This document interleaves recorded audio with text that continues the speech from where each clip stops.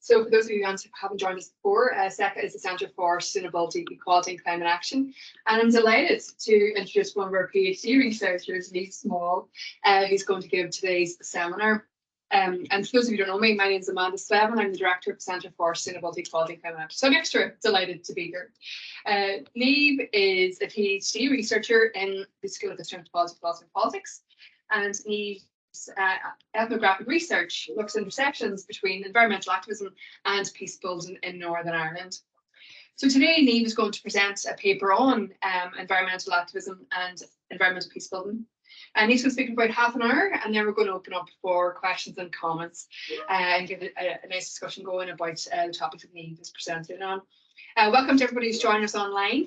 And for those of you who are in the room, our seminar is going to be recorded. It's just that you know that it'll be recorded and be available online afterwards on the SECA website. And for those of us, those who are joining us online, please feel free to put messages in the chat. If you want to ask me questions of me, use the raise hand functions, and we'll bring them in during the discussion at the end of the seminar. So I think that's everything that I want to cover. Very welcome today, and Steve, hand over to you. Thanks very much. Thank you very much, Amanda. Hi everyone, and yes, thank you for coming. As Amanda said, I am a PhD student in the School of HAP, more specifically in this school or Department of Anthropology. But I would sort of sit on kind of the borderline between anthropology and politics, so a political anthropologist. Most of my anthropological inspiration comes mostly from my methodology. So, as Ma'am said, I carried out ethnographic research, which you will sort of come to see in this presentation. There's a lot of quotes, but mostly because the thing I wanted to do with this research was really give a voice to activists in a sort of area that they may not always have access to, in terms of people will sort of go to activists and just expect them to talk about what they're doing in that moment, but not really follow up with them all the time before and after the actual protest or demonstration. So I wanted to sort of bring them into that space, that they are more than just the person they are at a protest, and talk especially in the sort of Northern Ireland sense, where a lot of our politics can be dominated, as people are aware, by the sort of unionism and nationalism divide. And environmental activism sort of sits in this middle ground space, which is becoming more acknowledged, but mostly still in a traditional party politics sense. So again, sort of wanted to look at something that was political, but not necessarily in that stormont election sort of sphere. Yes, the things I'll be covering would briefly just introduce you to some of the groups that were involved. The first section, the sort of way I structured my PhD, and this is what as we were saying, when you're like trying to describe your PhD to people, like what to tell, like what your mum to tell her friends what your PhD is about. So it's sort of two things. One, looking at how Northern Ireland impacts environmental activism. So how the space that activists are in, how that actually has an impact on how they can carry out their activism. And then on the other side, how environmental activism can impact Northern Ireland. So that's where the sort of peace-building function comes in. And then just quick conclusions. This is just a small example of the groups that were involved. There were other people that maybe weren't tied to groups. All in all, there was about 40 interviews conducted for the research, and then participant observation as well. These are just an example of where I maybe have had multiple people from these groups represented in this study. So I tried to get a variation of activist styles. So going from your Green Party, which is in that sort of, wouldn't say they're a traditional political party, but they're in that political sphere, contesting elections, stormont MLAs, councillors, that sort of thing, all the way down to sort of very grassroots, localized, maybe single issue campaign groups, such as the sort of Save Our Sperrins movement that started as like anti-extractivism, or maybe like the Gathering movement, which has these really grassroots origins, but have grown to be bigger and include sort of a variety of groups. So the first issue that I thought of when I was doing this research was, we've all heard this term neutral used in Northern Ireland, and it's sort of seen as this antithesis of sectarianism if you're neutral on issues. But the more I dove into this, the more I realised that this neutrality actually is quite a flawed concept. And it was also something that people came to expect of environmental groups. They were expected to be neutral on issues. So one activist sort of defined this well and said, there's this really unhelpful perception of environmental groups that we are somehow neutral on the whole Northern Ireland debate, which in this place is next to impossible. To say identify with one side or the other appears to weaken our stance as environmentalists, that if we are green in that sense, we can't be green in another sense.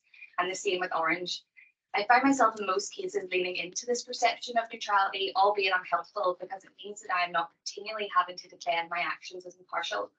I don't take much pride in it as an individual with opinions and beliefs, but somehow being neutral allows me to detach from them and from the them and us debate that plagues our political system and focus on the task at hand. But there are some areas where it's just not possible. So then I started to look at areas where this idea of neutral may seem possible on the surface level, but when you look at it differently, these activists are people with beliefs and with opinions, and this neutral stance may actually not be possible. So the first one was colonialism. So monumentally, the 2022 IPCC report listed colonialism as a factor which increases the vulnerability of people and ecosystems to the effects of climate breakdown. So this addition of one term to the IPCC's lexicon may not appear significant, but introducing a deeply complex term such as colonialism with its historical legacy and present-day outworkings was in fact greatly significant. Failings to incorporate colonialism into the climate and environmental conversation, according to Cushion, represents a failure of the international community to confront the role of colonialism in causing environmental harm, which stems from the domination of the discussion by old imperial powers, which remain representatives of the major historical and current polluters. So conversations around colonialism and its seminal role in the creation of the conditions of modern day capitalism, which have led to widespread environmental degradation and systems of oppression, are becoming much more commonplace. So colonialism is being integrated into conversations around the environment much more frequently. An example of this, the movement decolonize to decarbonize, a nice sort of catchy phrase that activists love. Is an example of this, with the movement working to stress the importance of advancing with a decolonial approach in climate and social justice. This, however, in Northern Ireland can be very challenging, as in other countries that have experienced colonial powers, but in Northern Ireland, where this research takes place, colonialism is deeply embedded within contentious debates about the constitutional position of the region and cultural legitimacy of the two ethnic groups of unionism and nationalism. So when you start to integrate colonialism into the conversation, sometimes, as activists said, in a very colloquial sense, it can lose the run of itself. It starts to become embedded into these much more contentious debates, and environmentalism can sometimes then be pushed to the side. And it's all about settlers versus natives, all of these things that dominate so much of our political rhetoric already. One participant said, again, apologies for the long quotes, but this is, so for example, in England, I have quite a few environmental activist friends, so quite prominent ones on the likes of Instagram and stuff. And they would talk about decolonising the movement and colonisation in general and the implications of that within environmentalism. And I'm like, 100%, you can openly talk about that in England easily without being like, oh, you're basically trying to push at people whose ancestors in the past have tried to colonise people elsewhere. Whereas here, you start using terminology like colonisation and talking about that here, you're going to create a massive issue that is so problematic. And it is 100% needing to be discussed, but it's also much more of a sensitive issue. So already we have this added layer of being, and then also if we talk about environmental issues of the past, like I was saying about deforestation, like it has a lot to do with when England invaded, you know, a lot of these problems that have arose off the back end of the systems that were created through that in the first place. But that needs to be pretty sensitively talked about, because you could easily lose half the population if you start looking at it through this lens. So you have to try and appear sort of neutral on the issue. Activists' ability to shape perception of others and win the public's hearts and minds relies on their ability to create cooperation networks with individuals and groups that they come to identify with the same cause. Those campaigning for environmental causes in Northern Ireland, topics such as colonialism can present a hurdle to this important process, as it becomes an exclusionary topic, which one segment can be ostracised. So then it becomes this internal debate for activists themselves, who have to decide how they approach these topics. Is it worth approaching these topics? Again, something I was saying to Callum earlier, none of this research is stating that environmentalists approach these things in uniformity. There's a lot of variation in environmentalists, even between people that are in the same groups. I met some people that said, no, they just don't talk about it at all, just leave it out of the conversation. Then others that felt that it's too important of a thing to leave out of their campaigns. The way that they sort of suggested would be the best course of action is to try and plug it into the sort of international environmental movement. So bringing it out of Northern Ireland and plugging it into sort of a globalized movement, rather than focusing purely on Northern Ireland and our sort of contentious past. Can be done successfully, non-successfully. It all just depends on the people they're interacting with. But the general consensus that I received was colonialism was now becoming too important to leave out of the conversation, especially with sort of more institutionalized bodies like the IPCC coming out saying colonialism has a role in this. Another example of a hurdle for this idea of neutrality for activists is this idea of nationalism. Again, not Irish nationalism, but nationalism as a whole, which is always something really hard when you're trying to research these things. And you type in nationalism Northern Ireland and it always goes straight to Irish nationalism. You're like, no, I want the overarching. But yes, nationalism as a boundless, uncontainable phenomenon. Effects of climate change will have an impact, albeit uneven, on nations across the world, irrespective of class, geographic, or ethno-national boundaries. And given the magnitude of the effects of anthropogenic climate change, it is understandable why the climate crisis is being classed as the single most important political issue in the world today. But yet, even as the evidence of climate breakdown becoming the greatest threat to the stability of contemporary societies, nationalism as the dominant ideology in the world of nation states continues to influence conversations around the climate and the highest levels of state power to everyday individuals. So besides the interest of fossil fuel industries and other concentrates of economic power, nationalism has proved to be one of the major obstacles in international negotiations relating to climate change, with the majority of states in the world resting on some variation of a modern doctrine of nationalism. It is important for environmental activists to understand how nationalism and environmentalism interact and exchange. To some, nationalism and environmentalism are in direct opposition to each other. This opposition stems from the need to move faster into a better world to tackle ongoing crises, but being unable to, as the world doesn't move quickly enough, largely because it is divided by petty interests dispersed along national gridlocks. So it would be tempting for environmental activists to clash nationalism as a nuisance or an obstacle to overcome. But in doing so, they may be missing out on a rich repertoire of cultural material that can be used to their advantage when attempting to frame an emotive and engaging campaign that would relate to the general public. Again, to sort of situate it in more wider scale, there's really interesting work done on the idea of eco-nationalism. So Margulies is a really good example of this, and she looks at the incorporation of nationalism within environmental rhetoric. And she calls for a reconfiguration of the opposition of nationalism and environmentalism, calling instead for a view of these two ideas as mutually reinforcing entities, both deriving their legitimacy from the cultural and spiritual essence of land for human populations. So nationalism and environmentalism both have some fundamental similarities. This relationship to land, this relationship to the place that you're in. And while eco-nationalism can represent the synthesis of nationalism and green politics, building upon the idea that nationalist identification with territory represents a symbiotic relationship with the land that can be harnessed for pro-environmental behaviours. But again, in Northern Ireland, that can be difficult. So you probably heard people referring to Ireland as like the Emerald Isle and all these sorts of things.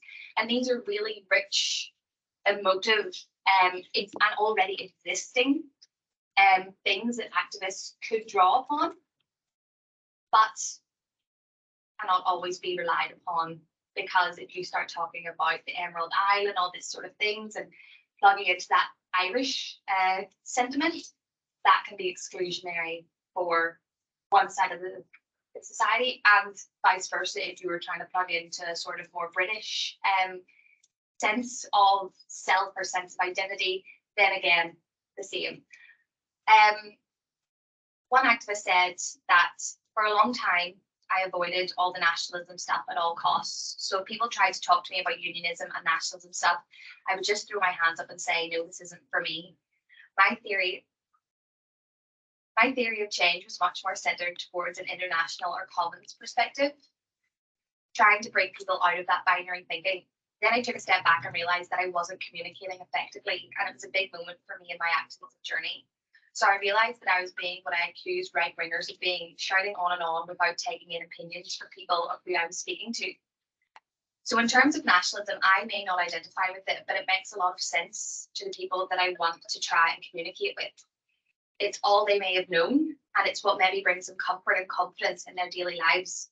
So to really try and communicate with people and bring them along, you may have to open up. You have to meet them in the middle, and in Northern Ireland, that may mean opening yourself up to the nationalism stuff, which may not come naturally, but it may make me a better activist, and it's definitely opened people up more to what I'm saying. It's very hard though, because if you try and plug into the Emerald Isle stuff for Ireland, that could put people off, and vice versa with any British national side. It's important, but it is hard. So activists therefore have to make the conscious decision in regards to nationalism, with the most popular response that I received when I was talking about nationalism with activists here was to try and create a form of civic nationalism that can appeal to latent national sentiment that can be harnessed for environmental action. Examples of this can be seen in groups such as like Keep Northern Ireland Beautiful, like very much a more localized approach. Through this form of civic eco-nationalism, activists can work to persuade the public to be more attentive to environmental problems that are salient rather than abstract. So relying on a more local problem, issues on their doorstep, which can introduce them potentially to the wider issues at hand. The downfall, however, of this civic nationalism is that it may receive a less emotive response. Some people maybe may not identify with it as much. Activists listed that advancing from a Northern Ireland centred standpoint elicited a much less energetic response. So again, it becomes a question of, do you try and include nationalism in a sort of diluted down sense, or again, do you just avoid it and try and have this neutral sense? An example of this, continuing on from the nationalism perspective, is how then this can affect things like cross-border cooperation. So cross-border cooperation is obviously very important in Ireland. The island is, yes, it's separated into two separate jurisdictions, but it is one single biophysical unit.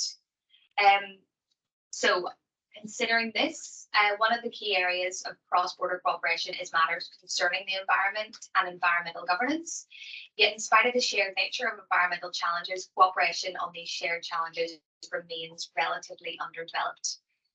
According to, also if anyone is interested in cross-border stuff, there's a really good report. It's called Linking the Irish Environment. Very good. It's just, it's like 100 and something pages, but it just goes through everything. And according to it, it states that the two jurisdictions which exist on the island of Ireland have developed, with some exceptions, almost completely segregated and with almost completely different environmental governance structures, legal and policy frameworks, and implementation processes. This gap also, the sort of gap between engaged and sustained cross-border cooperation could be had the potential to diverge further post-Brexit. So when the removal of the common EU legal requirements and environmental standards come into force in Northern Ireland.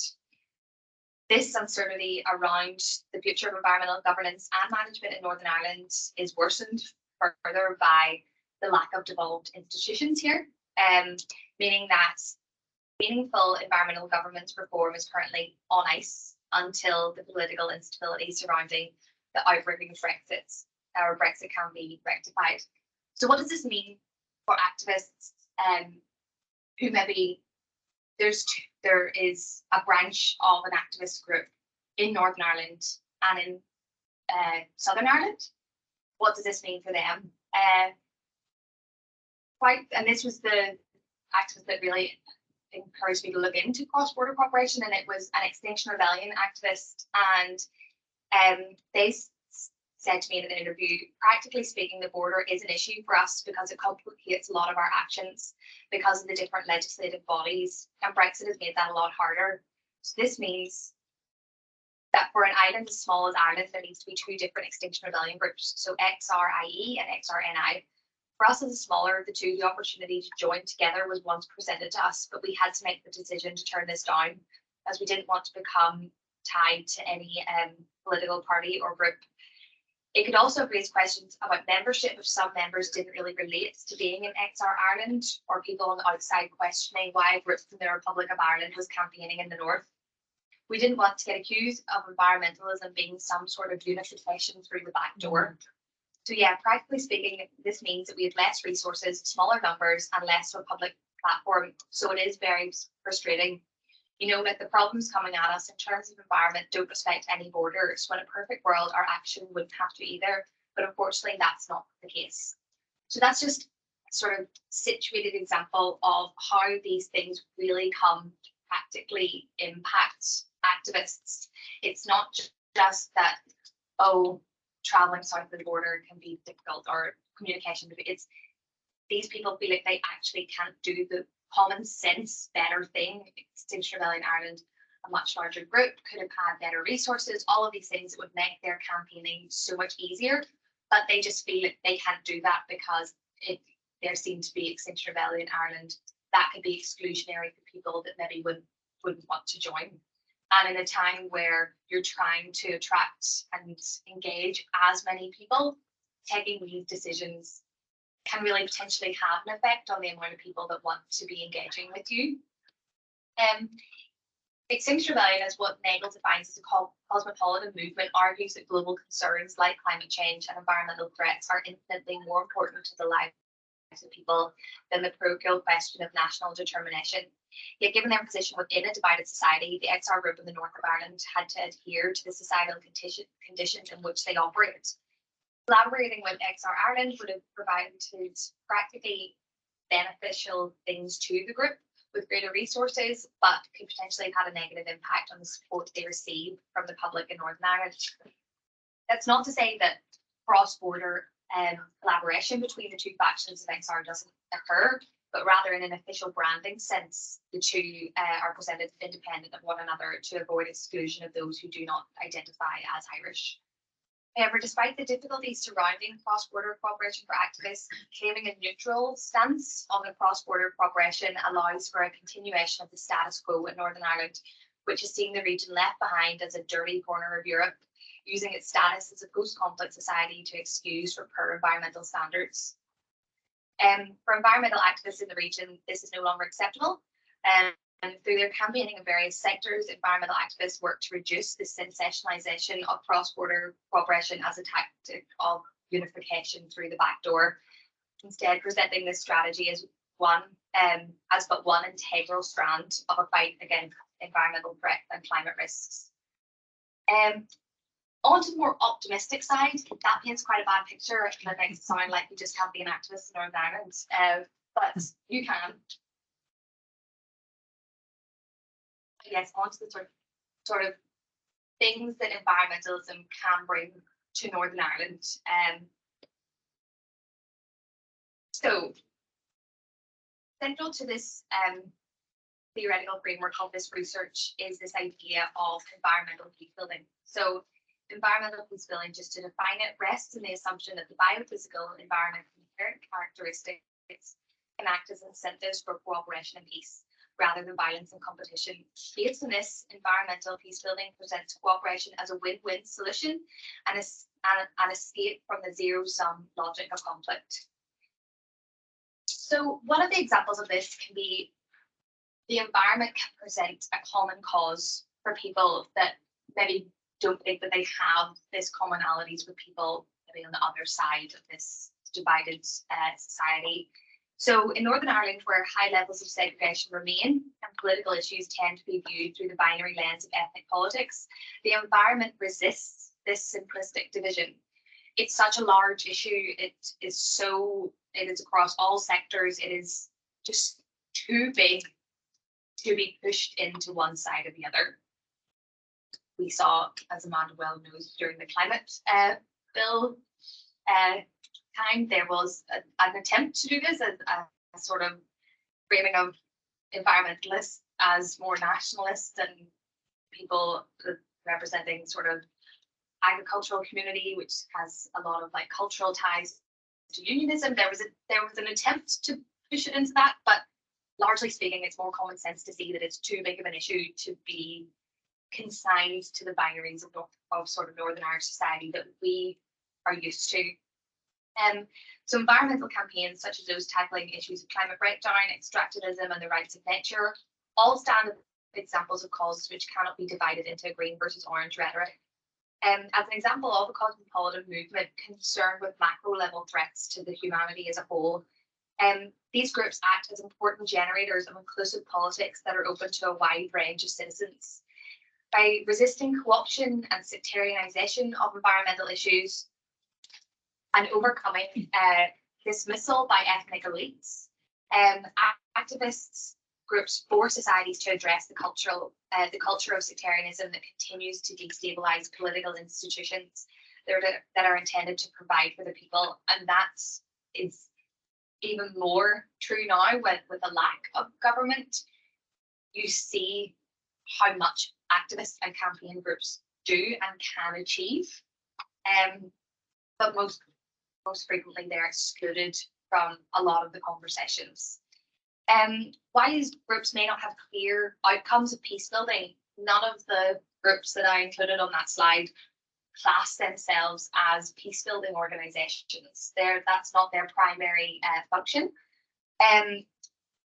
They don't have achievable or clear outcomes of peace building, such as policy reform or targets, or nor does the peace building always act as a leading intention of their cause. But what these groups provide is the capacity for network building and modes of association that do not rely on shared communal backgrounds or identity. So through participation in a range of pro-environmental action, individuals are able to come together and create a shared identity, cultural laboratories, creating networks that consolidate their collective identities through both participation and representation. Through this process, there is a formation of a collective we or us that is outside of the sort of we or us that we are used to.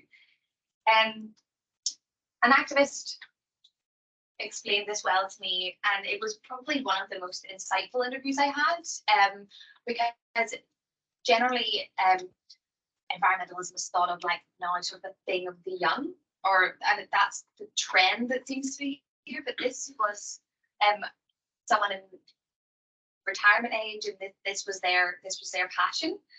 And they said to me, "There's all kinds in the environmental movement, and I mean that in Northern Ireland, and maybe I'm biased, but aside from maybe the women's movement, there's no group with greater variety than us bunch of tree huggers." Joking aside, I grew up in a unionist background, down the industry route before I really knew it, and that was what I thought my life was going to be. Then I started getting into the environment stuff, and I realised this was maybe what my passion truly was. And it's plunged me into this whole other world I can hold my hands up and say there was times where I most likely was sectarian, and whether that was my own thoughts or product of my surroundings, I don't know. But I now interact with people from different backgrounds constantly, and it was environmentalism and the ethos it teaches that I think opened my eyes up to that. These issues are coming down the barrel, and us do not give one prick if you get communion every Sunday or once in a blue moon, if you keep your football on the ground or you flick it into your hands on the go, or any of the other examples from that brilliant Dairy Girls scene. The environment knows no borders, and that extends to the social boundaries that we've put up in Northern Ireland. It doesn't care, and the environmental movement in NI knows that, and it's a really great thing to be a part of. So in providing an alternative to the politics of division, which is prevalent in divided societies like Northern Ireland, environmentalism promotes diverse identities and intercommunal relationships, and proves that ethnicity and communal membership need not be a life sentence. So environmentalism holds up a mirror to divisions in Northern Ireland and highlights the similarities between communities instead of the differences, which tends to be pushed to the forefront of discussions here. In addition, as faith and capabilities of public institutions dwindle, social movements such as environmentalism can provide an outlet for political participation that emphasises participation over delegation and presents a potential for reconstructing social and political trust from below. And then italics here I have climate bill example. So as Amanda always said, civil society put so much into the climate bill discussion and the push to get that passed and to have our first climate legislation in Northern Ireland. So that's a really useful example of how these groups are really affecting change and creating this sense of trust, maybe not in the political institutions, but in that some people are doing really active things to make our lives better. Another area where these groups can provide a peace building function is undermining what we've come to know as segregated space. So despite, as we are aware, being 25 years on from Good Friday Agreement, there's a lot of Northern Ireland that still remains quite segregated, especially in the areas of housing and particularly education. I think it's 90%, is it, that of our children are educated in segregated education. So there are still certain sectors that remain highly segregated.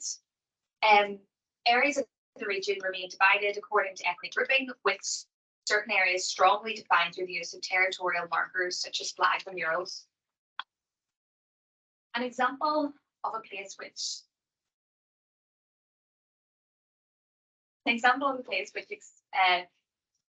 experienced quite high levels of segregation would be the city of Derry. Generally speaking, the city is divided into two sides. Most people would describe the Derry side or the city side as being more nationalist, unionist, water side representing more unionist background. One example of how an environmental threat can make a difference to this sort of communal segregation was the uncovering of the Mavoy site in 2013. So this was the discovery of the illegal dump site in Mavoy. I think it was 1.2 million tonnes of illegally dumped waste, making the site one of the largest illegal dump sites in Europe. An estimated net cost of £100 million. And there was an official investigation and inquest into it, was then rejected by the then Environment Minister, Edmund Putz, calling people to question whether there was collusion, whether the NIEA had known about this for longer than they were letting on. But from the boy came a creation of this group called The Gathering. I don't know if anyone would know of them, and it's an environmental group that meets frequently, stages events, and it all came off the back of a boy started by 3 members of the city of Derry, all from different backgrounds. And one of the founding members explained this to me and said, "We're still very divided up here. Things have moved on, but generally the river splits one side from the other. When my boys started being uncovered, more and more people began to realise that this issue was not centralised to one area. It wasn't able to be pushed to the side. This was about the air that we breathe, the water that we drink, and that seemed to really scare people. And from that fear came action. People from both sides of the community came together to strongly say that this wasn't going to be accepted." So in a city where there's one side or the other, this became about something that couldn't be divided. Air, water, these, it wasn't, oh, the unionist side, their water's going to be thinking, that's fine. If we're grand, it was more than that. And this really caused people in the city to think, oh, well, it's not just about our side of the river, this is happening to everyone. And it just undermined this idea of segregated space and this idea of just looking after your own. And lastly, I'll rush through this one. Lastly, environmentalism and this idea of temporality. So a lot of critics of Northern Irish politics would always say it's politics of the past. It's always about thinking about what happened before, whereas environmentalism provides quite a refreshing alternative to this. Understanding the past is obviously a prerequisite for understanding how to change, but it's not the main focus. It is a mixture of the past, present, and future. There needs to be past understanding of how we've got here, present day action, but forward thinking of where we're going to be in 50 years. This idea of do this for your grandchildren, make a livable planet for future generations. And people just said that this is what attracted them to environmentalism, was this moving beyond this idea that you always had to be concerned with the past. So when I said one thing that I think makes environmentalism so refreshing in Northern Ireland is that it is forward-looking. And yes, a lot of that future talk is not necessarily easy reading, but at least it's something pushing forward. So much of our politics and conversations around anything political are borderline obsessed with the past. So in looking forward and talking about looking forward and talking about a future that you want to create, environmentalism can provide an alternative to this always past-centered political rhetoric. Yeah, and just to conclude, this has just been quite a brief overview of my research on activism and environmental peace building in Northern Ireland. The divided nature of society in Northern Ireland presents a multitude of hurdles for environmental activists, but that does not mean that there isn't thriving political and social identities here that do not confine to ethnic politics. And this is what this research is trying to present, is that there is more going on than sort of what we are always hearing about. And environmentalism is a really, really good example of that. So yeah. Fantastic, Niamh. Wow. Well, I would have been happy to keep you talking for the next 2 hours, but I'm sure the people have been able to stay for that. So we'll open up for some questions and comments. Is anybody here? Want to start with anybody here in the room? Online, Callum? None yet. Okay. So you're Christopher, man, your name? Ben. Ben, sorry, so Ben, we'll chat in front of you then after. So Ben. Yeah, just wondering, because I think you mentioned that earlier. When you talk to people, they say it's hard to maintain bigger numbers and so on. Is that like an issue actively often faced? Yeah, I think in Northern Ireland there's quite high levels of political apathy. We've all been in situations where you try and talk about politics and someone goes, oh no, I'm not political. Because we've come to associate politics with the sort of ethnic politics, and if you were political, it means you're really strongly taking a stance on that form of politics. I think engaging young people particularly was something that Dennis said at the beginning was quite difficult, but now younger people really are plugging into the more globalized thing that environmentalism presents to them and creating a really strong political identity that way. But yes, I definitely think overcoming that political apathy that is present in Northern Ireland, I think, would be one of the biggest hurdles of getting numbers and even doing protests and things. Like, I've gone to protests for this research and my mum's been like, oh, be careful. And I'm like, I'm gonna be standing outside Victoria Square. Like, it's not, people still have this like level of sort of intergenerational trauma about things like protests and rallies and things. So it's overcoming all these societal conditions that are in Northern Ireland. I think do present a hurdle for environmental activists, but they're developing strategies that sort of move beyond that and they're able to sort of move past that. Thanks, Niamh. With yourself? Yes, I've known earlier when she had been it's 1867. Still going very strong. However, it hasn't for me made the difference that needs to be there. Try to save this planet. Because it keeps me back to the, I do understand the local issues. This organization is global as well, but it hasn't actually changed people's understanding or awareness of what global environment means to us all. Yeah. Not just from the questions you point to, it has to be global. It has to ignore all the barriers between us. We wish to. And without that, you know, I don't come from an ideology background in any way. But, you know, from a human background, yes, but humanity, we've got to be on into the rest of the living planet. We must understand it in many ways. And that must start with education. Students must start there. Yeah. Because it is a global issue. Yeah. And hopefully, in changing that global issue, it'll change the situation in Northern Ireland. Yeah. Because we will then become global. Yeah. And that's what I'm struggling. And launching a website looking for in protecting the living earth. Yeah. And see how it goes. But as I said, I don't organization. I think what I'm very much interested in, part of the you mentioned was starting anthropology.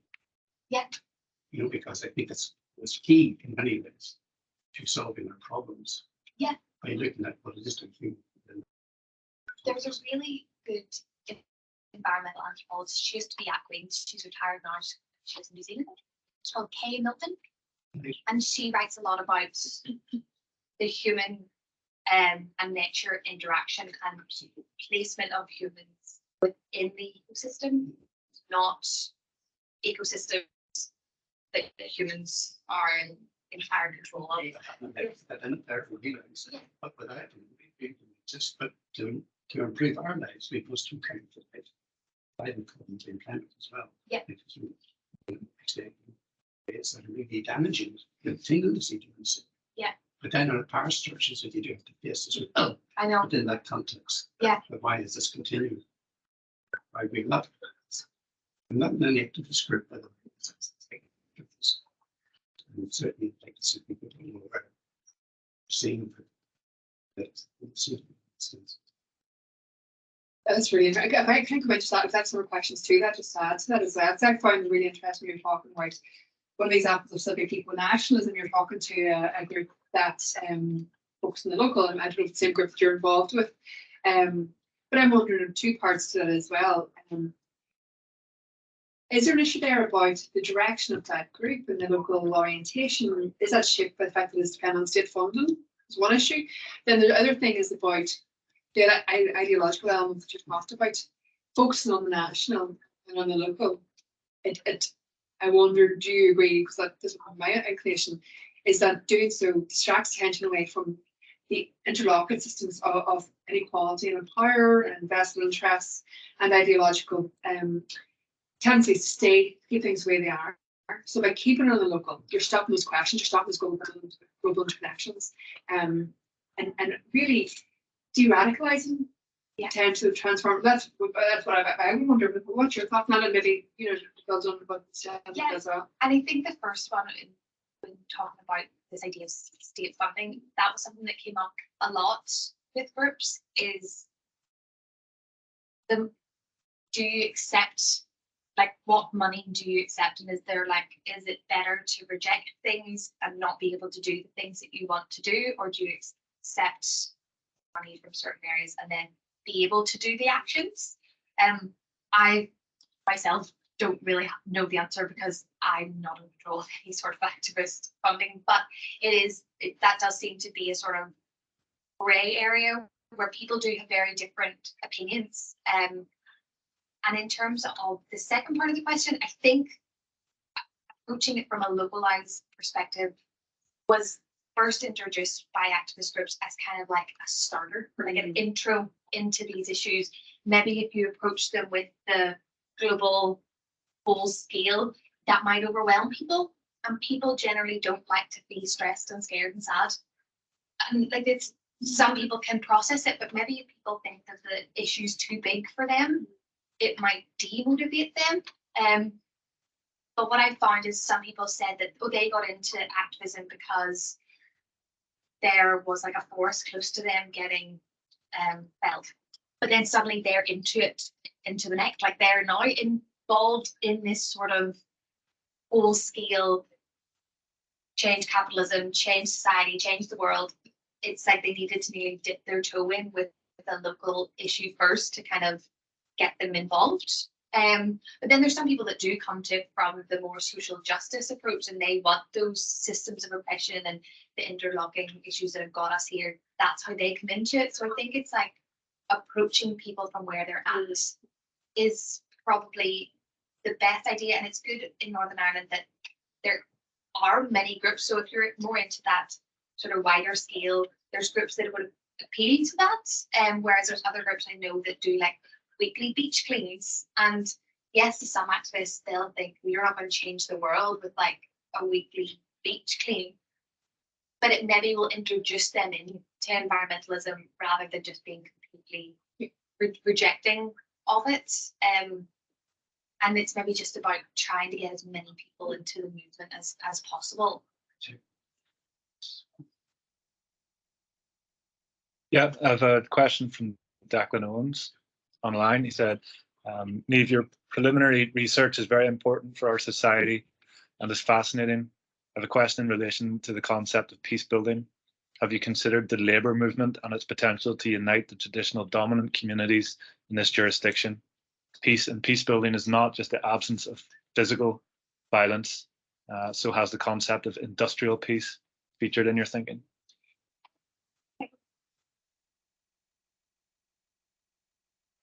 Necessarily been involved, but the idea of sustainable peace has been involved in the research. So this idea that peace, of course, isn't just the absence of violence.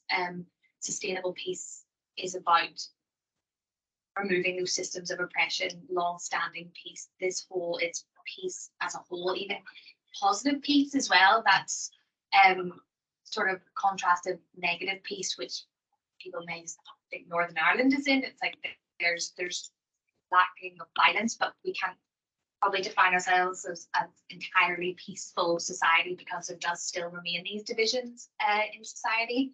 The labour movement stuff has been things I've been thinking about, particularly John Barry, as one of my supervisors has spoken to me about this, as well, just that ability to unite people that are of different backgrounds, which I think is what the labour movement and the environmental movement have in common.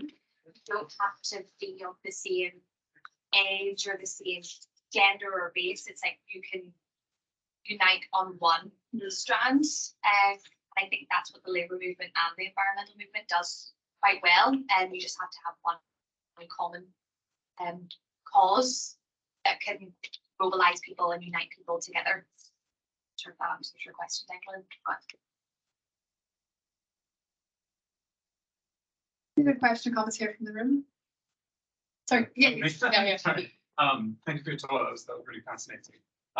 Just going back to the kind of local thing, especially that's the kind of national, more national scale, local scale thinking is kind of essential for having a sense of like you were saying, sense that you can do something about something locally in the community, like trees or something like that. Because as you're saying, when you just think about it as a global issue, it can be completely kind of overwhelming. And I guess that kind of interacts with the kind of individual versus collective change kind of everything. But I don't know where that train of thought was going. But yeah, those local actions kind of are I guess a way of feeling like you can do something and maintaining a sense of hope rather than just always thinking about the global issue and how little you can do about that as a whole. Even like that idea of hope, like that's a big part of my research as well, is the place of hope in environmental activism. Quite a divisive topic when you talk to activists about it. People have very different opinions on it. Like I know XR, one of their slogans used to be like, when hope dies, action begins. So people have different ideas of what hope is. Some see hope as complacency. You're hoping for a better future to sort of unfold in front of you, whereas other people think of hope as what motivates them. If they were hopeless, they would not do anything. And activism's hard, like activism's a hard slog. Like it's not an easy thing. You don't always get a lot of wins. So sometimes those local actions alongside the more sort of structural actions can be beneficial because you feel like you're doing something, you've some momentum, you're achieving something. Because sometimes going up against like fossil fuel companies that are billionaires who have billions of people working for them, for a small group that can be quite intimidating. So sometimes to maybe complement these actions with these larger scale structural actions with a beach clean where you can tangibly see what you're doing and why you do the things that you're doing.